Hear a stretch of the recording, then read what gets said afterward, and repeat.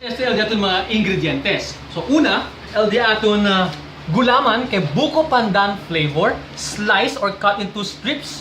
Next, el aton buko pandan gulaman cut into cubes. El aton nata de coco, condensed milk, all-purpose cream, kaong, buko cut into strips, and el aton cheese.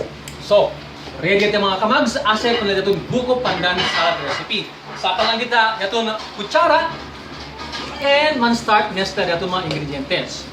So, asay kita kay kung ito aton buko pandan. Next, el aton buko pandan gulaman cut into cubes. And el aton kaong. Oh, by the way, correction, el aton gali nata de coco. O by the way mga kamags, yo gali aura, tatrabahayo na Civil Aviation Authority of the Philippines, aki na Metro Manila ng Pasay City, como un air traffic controller. Kung sa basal, trabaho del un air traffic controller. Kami ta separa el traffic de mga aeroplano na cielo y también na airport. Para ustedes, mga kentabula na mga aeroplano, tamunta aeroplano, pwede ustedes ligan at ustedes destinasyon safe. O, di ba? Safe. Next, diaton, condensed milk. Basta kita mga medya lata de condensed milk. Okay, ating condensed milk. And el diaton kaong. Basta kita kung el diaton kaong.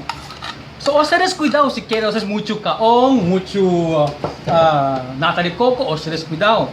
Diaton buko strips. Okay? Then, lastly, el aton, hindi pa last, el aton all-purpose cream. Basta kita todo. Mga medya kahon lang. Then, mezcla ka. Mezcla. El aton grated cheese mga kamags, lego lang kita pone. Si refrigerated ya, na serving. Dahil yung minapuno sa lego. So, este aton na buko pandan salad, konya kita ara na freezer, or na ref. So,